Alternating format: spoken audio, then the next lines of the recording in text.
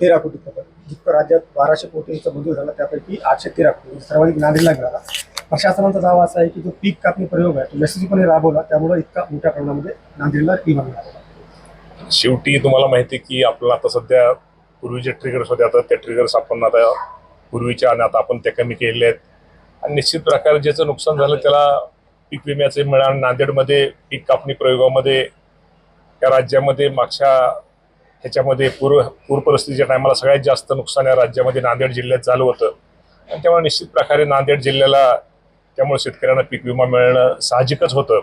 आणि ती रक्कम नांदेड जिल्ह्यामध्ये माझ्या शेतकऱ्यांना मिळालेली आहे.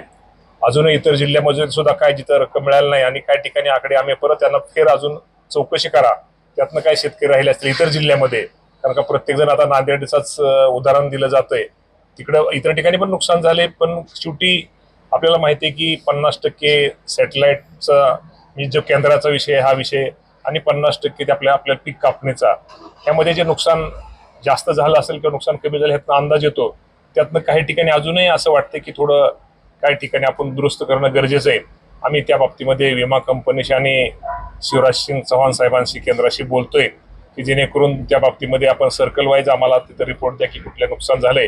आणि जे काय शेतकरी अजूनही वंचित राहिलेले आहेत नांदेड जिल्हा सोडून इतर जिल्ह्यातले, त्या शेतकऱ्यांना सुद्धा खरं तर पीक विम्याचा लाभ मिळाला पाहिजे अशी आमची केंद्र सरकारला मागणी आहे आणि विमा कंपनीला पण आम्ही त्याकडून घेतो. नांदेडचा हा जो पॅटर्न आहे तो राज्यामध्ये राबवण्याची इच्छा किंवा तसं करता येईल? 100% नांदेड जिल्ह्यातल्या म्हणजे सगळ्यांनीच खूप चांगलं काम ज्यावेळेस या भागामध्ये पूर आला होता त्यामध्ये सगळ्याच शेतकरी आमच्या कृषी विभागाने महसूल विभागाने खूप चांगलं काम यामध्ये इथं केलेलं आहे.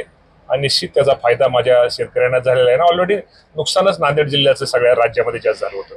हिंगोली परभणीला मोठं नुकसान झालं होतं, त्या प्रवृत्तीमध्ये विमा मिळाला नाही, म्हणजे यासाठी या बाबतीमध्ये नाही या बाबतीमध्ये आम्ही निश्चित प्रकारे त्या बाबतीमध्ये चौकशी निश्चित प्रकारे करतोय की आम्ही त्यांना सर्कल वाईज त्यांचं जे रिपोर्ट आहे विमा कंपनीचे सर्कल वाईज आम्हाला द्या, त्यातनं काय दुरुस्ती करता येतील, त्यातनं काय शेतकरी अजून त्यातनं त्यांना शेतकऱ्याला लाभ मिळेल तो आमचा प्रयत्न आहे.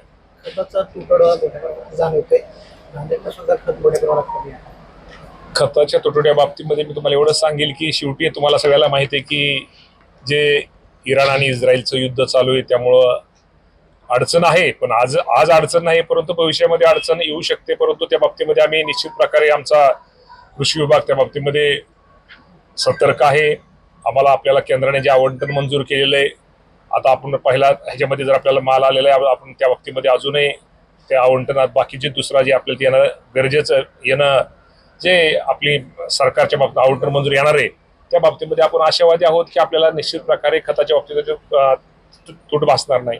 खरीपाच्या अनुषंगाने काही राज्यामध्ये काही आढावा घेतला? खरीपाच्या अनुषंगाने निश्चित प्रकारे आम्ही आढावा घेतोय की ह्या वर्षी आपल्याला किती बियाण्याच्या बाबतीमध्ये असेल, खताच्या बाबतीमध्ये असेल, पाण्याच्या बाबतीमध्ये असेल, काय केलं पाहिजे, कुठल्या उपाययोजना केल्या पाहिजे त्या बाबतीमध्ये राज्य सरकार काळजी घेते. आणि आपल्याला माहिती आहे खरीप हंगाम हा आपला मोठा हंगाम असतो, त्यामध्ये जी पिकं असतात निश्चित प्रकारे चांगलं शेतकऱ्यांना बियाणं चांगलं त्यांना दर्जेदार मिळालं पाहिजे, त्यामध्ये कुठल्या शेतकऱ्याची फसवणूक झाली नाही पाहिजे. आणि त्या बाबतीत आम्ही असा करतो की एल निनोमुळे आपल्याला पाहते की ह्या वर्षी पाऊस थोडा कमी पडतोय असा हवामान विभागाचा अंदाज आहे. त्यामुळे दुबार पेरणीला जरी उद्या बियाण्याची गरज लागली तेही आपण तयारी करतोय. सर, पीक कर्जाच्या बाबतीमध्ये शेतकऱ्यांचा अनुभव असा खूप टाळाटाळ केली जाते, बँकांकडून खूप सतवलं जातं, म्हणजे वेळेत पीक कर्ज मिळत नाहीये.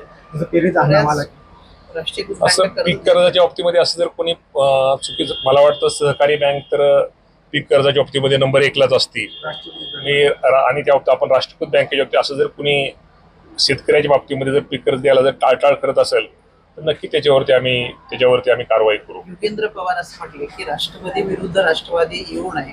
अजित पवार दादांची इच्छा होती की दोन्ही राष्ट्रवादी एकत्र आल्या पाहिजे आणि ते येतील, पण या संदर्भातला निर्णय जे आहे ते वरिष्ठ घेतील. तुम्हाला काय वाटतं? आता या बाबतीमध्ये आमच्या प्रमुख सुनेत्रा वहिनी पवार आहेत, या बाबतीमध्ये मी बोलणं उचित नाहीये. या बाबतीमध्ये सुनेत्रा वहिनींना जर आपण या बाबतीमध्ये विचारलं तर बरं होईल.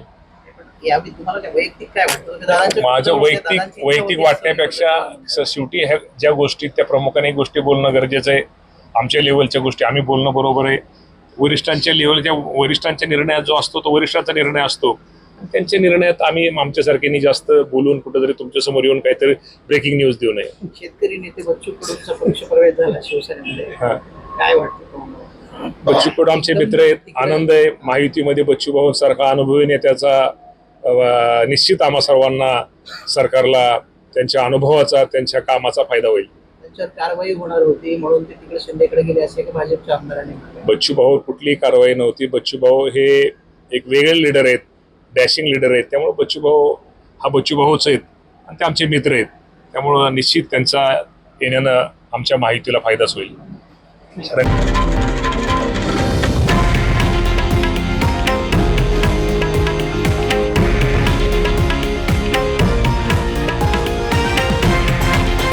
हे आहे देशातील नंबर 1 न्यूज नेटवर्क आणि आपण पाहत आहात TV9 मराठी, एकमेव.